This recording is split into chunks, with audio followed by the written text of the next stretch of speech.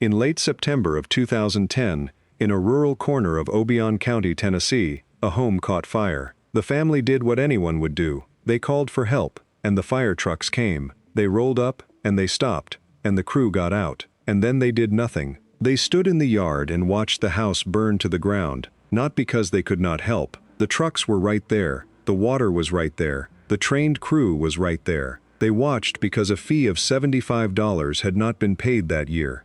The home sat just outside the city limits, in an area with no fire department of its own, covered only by a nearby town that charged rural residents a yearly subscription. The fee had been paid before. That year, it slipped the owner's mind, so the crew watched. When the flames spread to a neighbor's field, they sprang into action, because that neighbor had paid. They protected the paid-up property, and let the unpaid one burn. Bystanders offered to hand over thousands of dollars on the spot. The offer was refused. The family lost everything they owned, and their pets.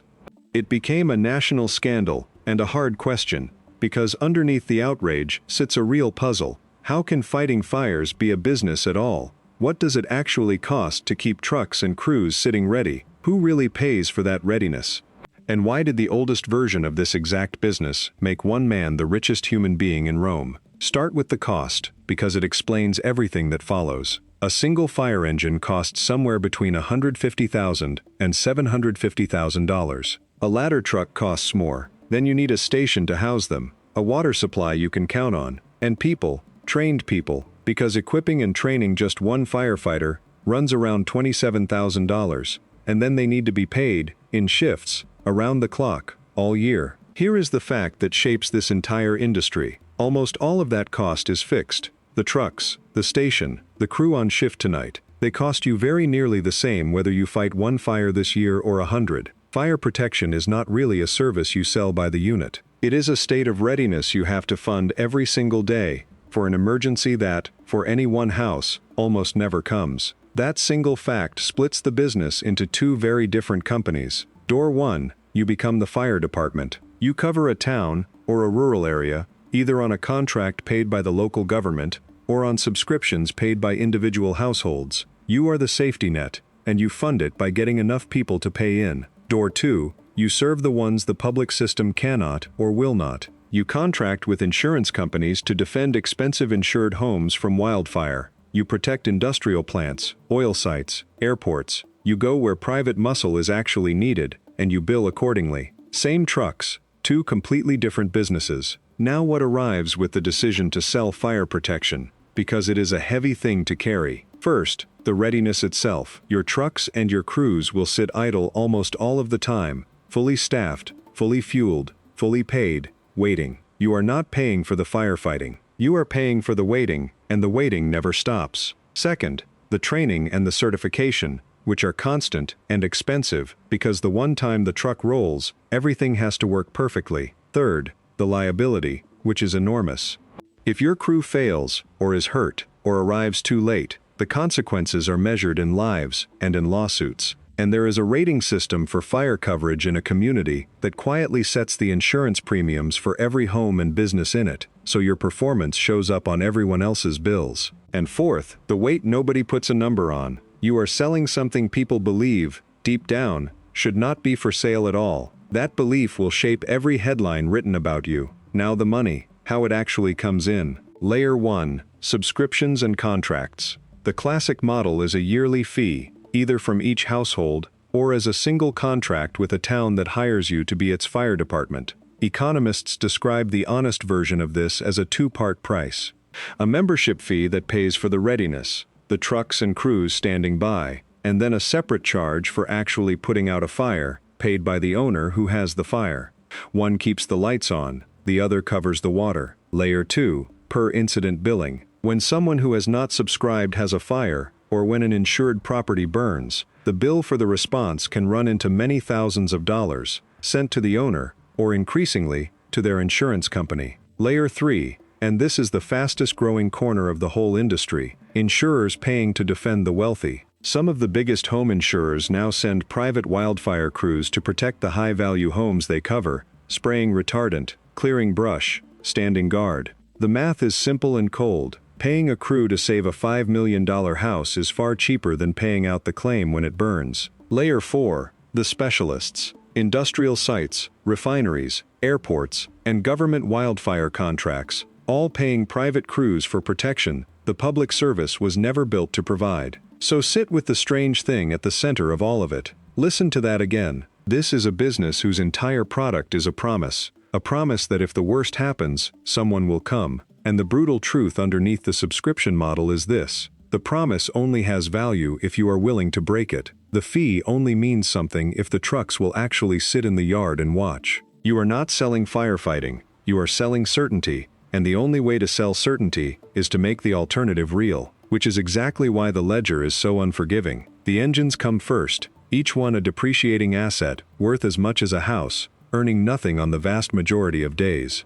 Then the station, then the crews, paid around the clock, all year, for the hours they hope to spend doing nothing. Then water, equipment, endless training, insurance, and maintenance on machines that must never fail. Every cent of it is the cost of being ready. And then the invisible cost that has ended more than one of these companies. The single catastrophic failure. The one house that burns while the world watches, and turns your business into a symbol of everything people hate about putting a price on safety. Now the trap, and it is unlike almost anything else in this channel. Fire protection is what economists call a public good. When your neighborhood is protected, everyone in it is safer, because fire spreads, and a burning house threatens every house around it, which creates a fatal incentive. Why would you pay the fee if you believe that when your house catches fire, someone will surely put it out anyway? That is the free rider problem, and the numbers are stark. In communities that fund firefighting by subscription, fewer than 70% of people typically pay, and in the early years it can fall as low as 40%. The model only survives if the unpaid houses are really left to burn, which is a moral and public relations disaster,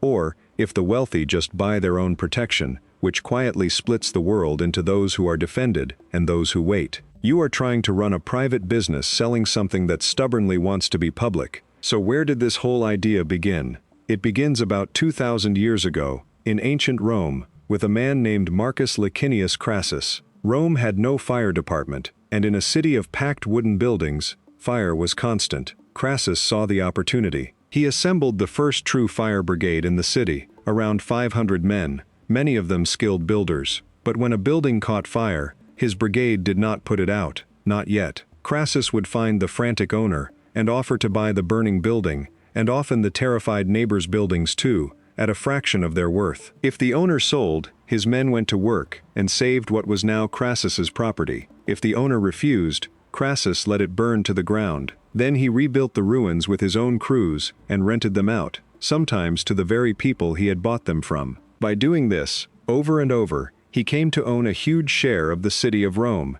and he became the richest man in it. Pay, or watch it burn, invented 2,000 years before a town in Tennessee. And it did not stay in Rome. For centuries, firefighting was private. In London, right up until the 1860s, the fire service was run by insurance companies, and their brigades would fight a fire only at a building that carried their company's metal badge on the wall. No badge, no water. Now the modern warning, because the private fire company nearly went the distance, and then fell. In 1948, a newspaper reporter named Lou Witzman watched a neighbor's house burn to the ground outside Phoenix, Arizona, because there was no fire department for the area at all. So he bought a fire engine, and he went door to door, selling annual subscriptions. That little company became Rural Metro, and it grew into the largest for-profit fire company in America, at its peak serving around 700 communities across 21 states. Then, in 2011, a private equity firm bought it for about $440 million and loaded it with debt. And by 2013, Rural Metro filed for bankruptcy, owing roughly $735 million.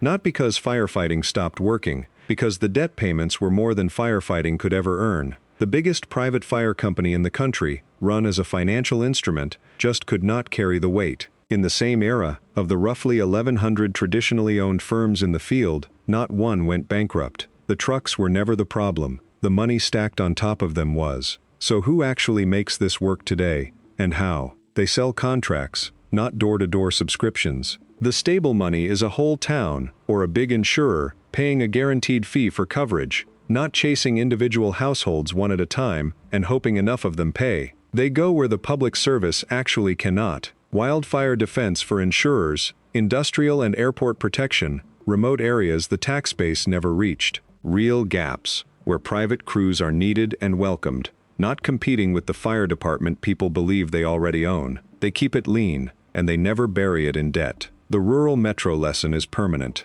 A readiness business, earning nothing on most days, cannot service a mountain of borrowed money.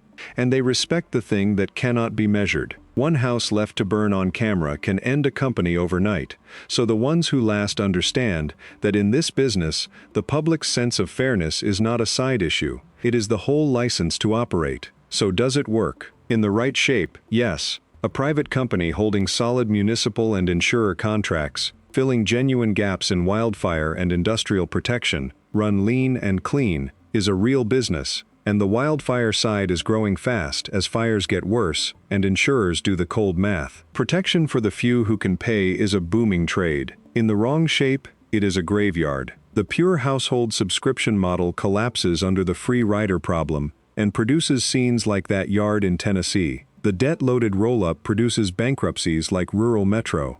And a single failure, one family standing in a driveway watching trained crews do nothing, can undo years of work in a single news cycle. Which brings it back to what you are really buying. You are not buying trucks, or a crew, or water. You are buying the right to charge for a promise, that someone will come when the worst happens. And the entire value of that promise, the only thing that makes anyone pay for it in advance, is your willingness to stand in the yard and do nothing when they have not. From the whole of Rome, to a $75 fee in Tennessee, the private fire business has always ended at the same door, with the same quiet question.